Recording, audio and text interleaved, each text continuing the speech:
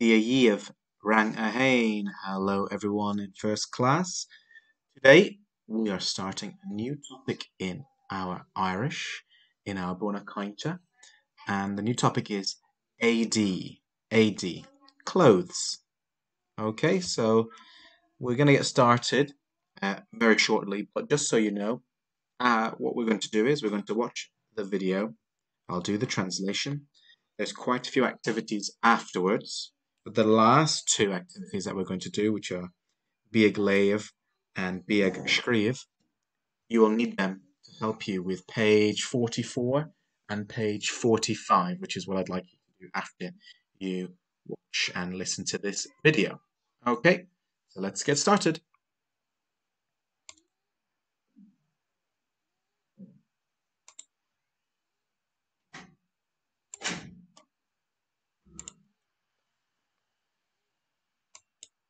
Tá léine gharm, carwat darug, gansaí dúgharm, scearta dúgharm, agus stocaí bána orm.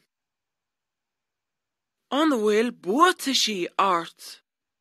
Níl buataisí orm. Rinne mé darmad mo bhuataisí. Caithfidh mé mo bhuataisí a áil.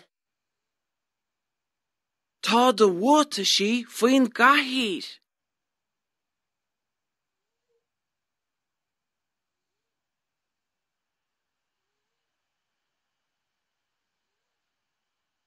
Tá léine gharm, carvat darug, gansaí dúgharm,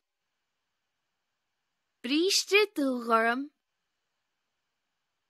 agus stocaí bána orm. An bhfuil bróga ort. Níl bróga orm. Rinne mé darmad mo bhróga. Caithfidh mé mo bhróga áil. Tá do bhróga faoin leaba.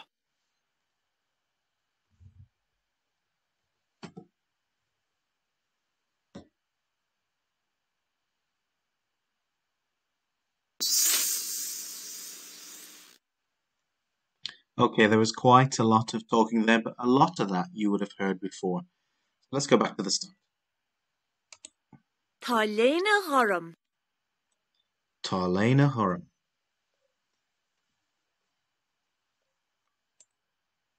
carwat darug, carvat darug, gansaí dúgharm, gansaí dúgharm, scearta dúgharm, scearta dúgharm, agus stocaí bána orm. agus stocaí bána orm. That's a really long sentence, so let's go right back to the start of it. Scearta dúgharm, tá léine gharm. Léine gharm. So she's saying what she's wearing. So I have a léine gharm blue shirt, Carwat darug, red tie, gansaí dúgharm, dúgharm means dark blue. So dark blue jumper, scearta dúgharm, dark blue skirt, agus stocaí bána orm. and white socks, orm, which means they're on her. So I have those on. I'm wearing them, basically. An bhfuil buataisí ort. On will buataisí ort. Do you have boots on? Níl buataisí orm. I don't have boots on, or I don't have boots. Rinne mé darmad mo bhuataisí. I forgot my boots. Rinne mé darmad mo bhuataisí. The mo means she's talking about her, something that belongs to her. So my boots.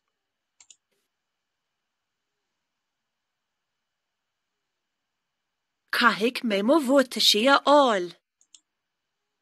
I have to put my boots on.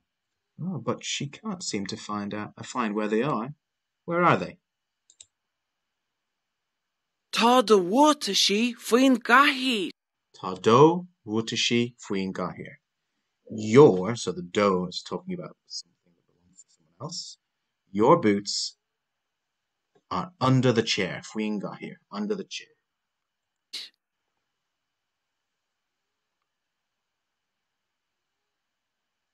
And off they go. Tá léine gharm, Tá léine gharm, carvat dearg, carvat darag, gansaí dúgharm, gansaí dúgharm, bríste dúgharm, bríste dúgharm, agus stocaí bána orm. agus stocaí bána orm. We've heard some of these before. Let's go back again. Tá Whoops. Tá léine gharm, So again, he's talking about what he's wearing and what he has on. So I have a blue shirt, carvat dearg, red tie, and remember, in English we would say the adjective first, so the colour would come first, but in Irish it's the other way round. So carvat means tie, and darag means red, but carvat darag means red tie. gansaí dúgharm, Dark blue jumper, bríste dúgharm, dark blue trousers, agus stocaí bána orm. and white socks on. Another very long sentence. an bhfuil bróga ort. On will broga ort. Do you have shoes? Níl bróga orm, I don't have shoes on. rinne mé dearmad mo bhróga. I forgot my shoes. Rinne me dermot. Mo vroga. I forgot my shoes. No, they're looking again for them. Caithfidh mé mo bhróga áil. I have to put my shoes on. Caithfidh me mo vroga all. Tá do bhróga faoin leaba. Ah, Todd vroga fuin laba. Your shoes are under the bed.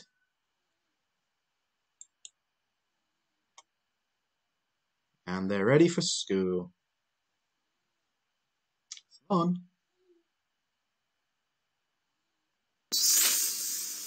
Okay, there was a lot of vocabulary, lots of words there. So let's play a couple of activities to see which words we can and can't remember.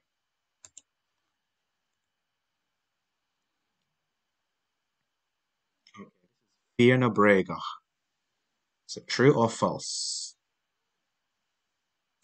So listen to the sentence and see if you think it's true or false. Fear no bregach, on will cóta báistí ort. On will cóta báistí ort? So he's asking, do you have a cóta báistí? What's cóta báistí? Does she have it on? Níl cóta báistí orm. Raus, Raincoat is cóta on will báistí. broga ort. On will broga ort. Níl bróga orm. Raus, Broga are shoes. on will bríste ort. On will bríste ort. What's bríste? Níl bríste orm. Raus, Trousers. on will bútaisí ort. On will bútaisí ort. What are bútaisí again? Does she have them on? Tá bútaisí orm. Bútaisí ort. Raus, on will hata báistí ort. Hata báistí. Tá hata báistí orm. Raus, on will lávaní ort. On will lávaní ort. Lávaní. Can you remember what they are? Tá lávaní orm. Right. Gloves. Raus, on will cóta báistí ort. Okay, we're back to the start. Let's go to the next activity. Okay, we're going to dress the boys and girls. Let's say we better make sure we put the right clothes on. Cuir bríste lia orm. Cuir bríste lia orm. Okay, we have to put bríste lia on him. Okay. Éadaí. Cuir Bríste lia. léna wán orm. Okay. Lena Warren. I think that's a white shirt. Bríste lia, by the way, grey trousers. Éadaí. Cuir carawat darog orm. Aravat Darag. Well, Darag is red. What? Aravat. It's a tie. Éadaí. Cuir gansi dúharm orm. Ooh. Gansy Dúgorm. Dúgorm is dark blue. What's a Gansy? Éadaí. Jumper. Cuir stocky gorma orm. Stocky Gorm. Blue socks. Éadaí. Cuir broga duva orm. Broga Dover. Éadaí. Cuir stocí bána orm. Stocky Barna.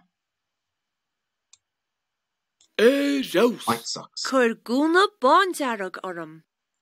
Cur Guna Bondaragor. Put the pink dress. Éadaí. Cuir cóta glas orm.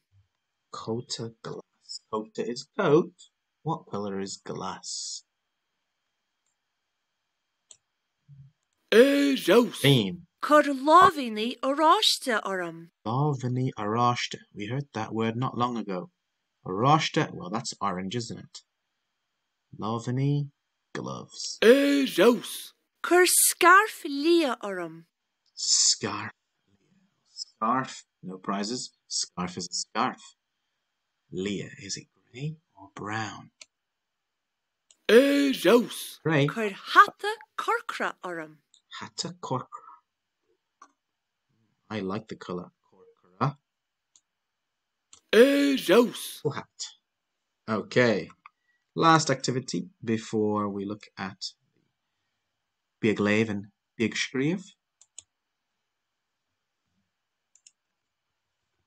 Rinne mé darmad ma hata báistí. Caithfidh mé má hata báistí a áil. Rinne me mo hatta boshti. Rinne me darmid mo hatta boshti. Ik me mo hatta boshti on. I forgot my hatta boshti. I have to put my hatta boshti on. What is a hatta boshti? Éadaí. The rain hat. Rinne mé darmad mo lámhaoiní. Caithfidh mé mo lámhaoiní a áil.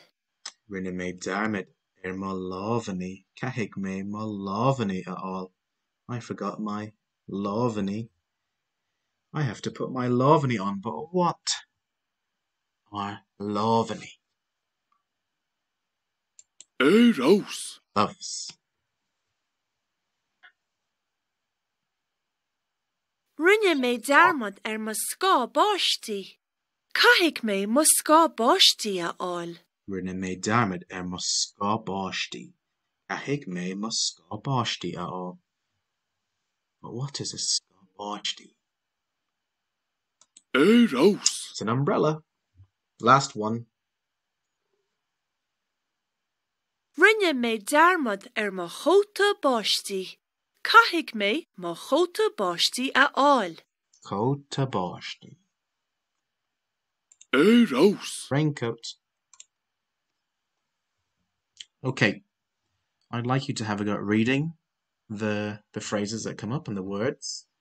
And then I will play for you what it's supposed to sound like and use that to do page 44 in your Born book. Let's get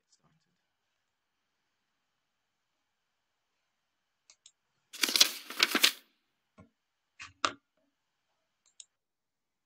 Okay, how do you say that? Let's find out. Tá cóta orm.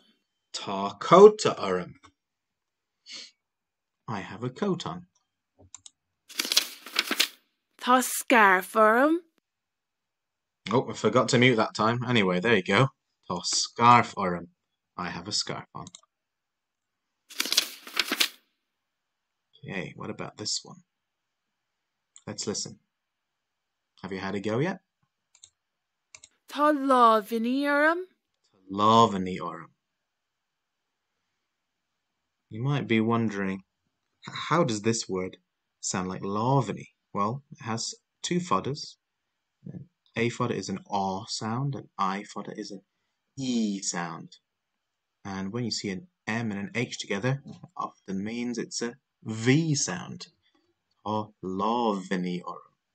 Next one.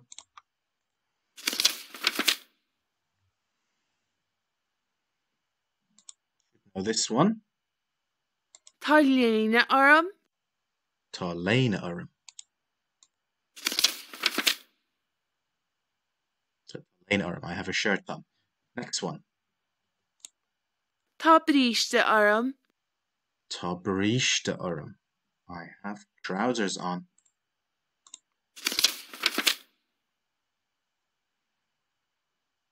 Do you think you know this one? Tá bróga orm. Tá bróga orm. I have shoes on.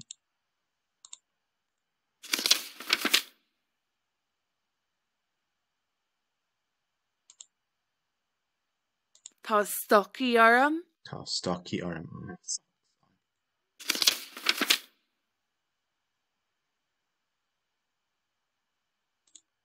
Tá gansaí orm. Tá gansaí orm. I have a jumper or a sweater on.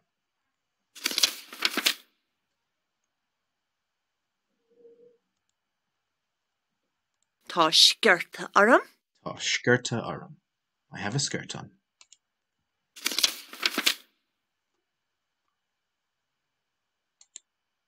Another tricky one. Tá buataisí orm. Tá buataisí orm. I have boots on.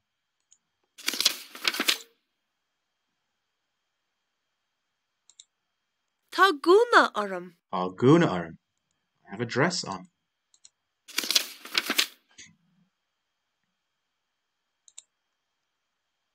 Tá hata orm. Tá hata orm. I have a hat on.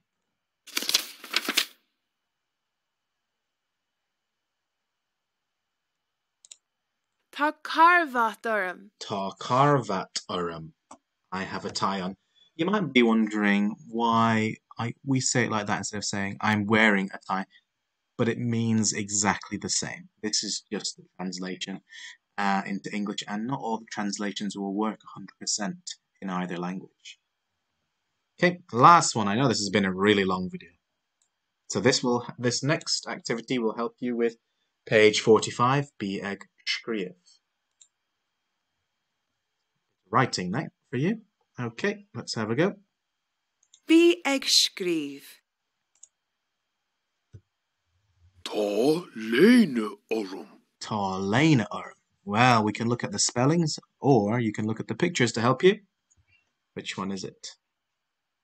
Tá léine orm. Did you choose the right word? Anmha fad.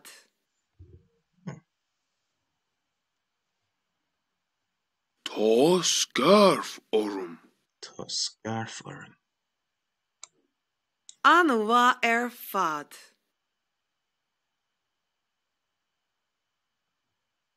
Tá bríste orm. Tá bríste orm. Anmha fad. Trousers on. Tá cóta orm. Tá cóta orm. See? Cóta. Anmha fad.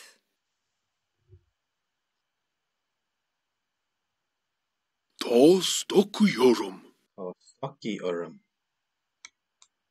Anmha fad. Let's take away some of these pictures. Tá gansaí orm. Tá Tá bríste orm. Tá bríste orm. Can you see bríste? Anwa fad.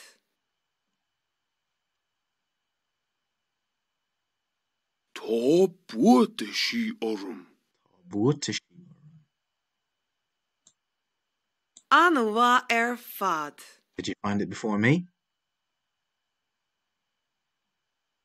Tá lávaní orm. Tá lávaní orm. Anwa fad. One more. Tá scarf orm.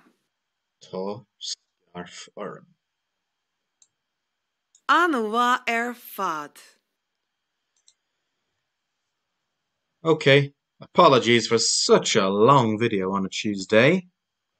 I hope you found that helpful for page 44 and page 45. Have a good day, everybody. Salon.